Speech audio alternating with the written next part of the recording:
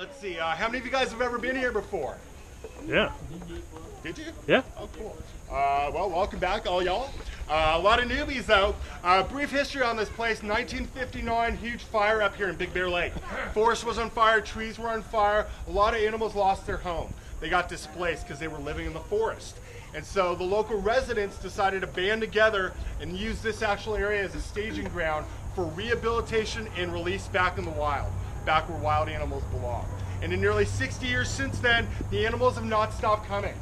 We still get anywhere from 200 to 300 animals a year through our gates, almost on a daily basis.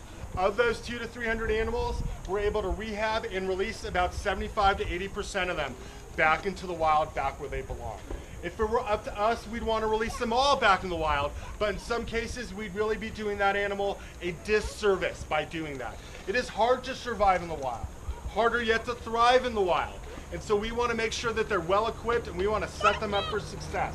The number one reason why we couldn't release an animal is if they're too injured. We get a ton of injured animals through our gates every year. It's probably the number one reason why animals come to us for help. And we'll do everything we can medically to treat that animal, even as far as surgically. But in some cases, their injuries are too far gone. And a perfect example of that would be Huckleberry, our three-legged black bear. When Huck was just 2 months old, he got hit by a vehicle up on Highway 38, locally up here. His mother was not around. We don't know what happened to her. It took a couple weeks before any human found Huckleberry. During that time, gangrene set into the multiple fractures on his little tiny mangled right arm. And so by the time Huckleberry got here, the only thing left to do medically was to amputate or to remove that right arm of his. We brought in an exotic vet to perform the surgery. The vet took one look at Huckleberry and didn't even think he would survive it. He was so underweight and malnourished. He should have weighed around 80 or 90 pounds based on his age. He only weighed about 20 pounds. Little tiny teddy bear. Huckleberry's still going strong at 15. Hopefully he's got another 15 left in him. Black bears can live about 30 to 40 years in captivity. But a bear with the use of only 3 limbs, who did not have a mother around to teach him how to be a proper bear, would not survive very long out in the wild. If anything, it'd be a tough way to go. And that's why Huckleberry is here. Took out my trusty bottle of red fox urine. Very pungent, very strong smelling stuff. If you're running low, you can get it on Amazon. But it's to basically elicit their natural behaviors. You know, they're going to want to know what that smell is. Sometimes I've seen them rub vigorously on the areas where I've sprayed that. Today I didn't see that. I don't know if you guys saw any of that. They go crazy for it.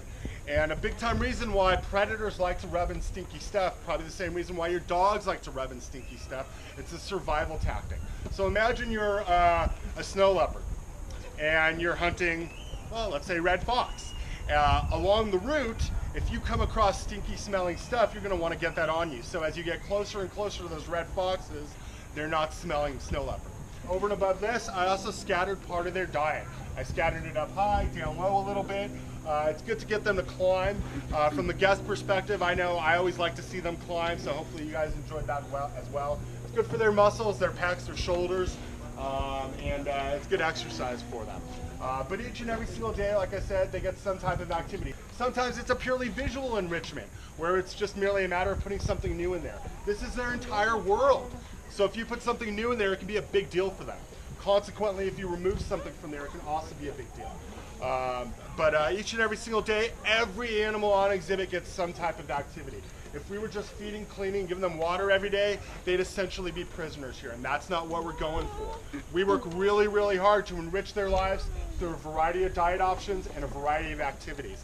And we have an enrichment activity calendar, which ensures that we're giving them a different activity every day. Human beings would get tired of doing the same thing every day. There's no reason why a snow leopard wouldn't as well. Dar, how long would you have to know them before you were able to be in there with them? Nobody's ever in there with them. Never? Never. Okay. Generally in zoos and modern zoos in the United States, they have very, what we call limited or protected contact. Yeah. The only serious dangerous animal that we go in with here are the wolves. Wolves were born here. They're about as tame as a wolf can be.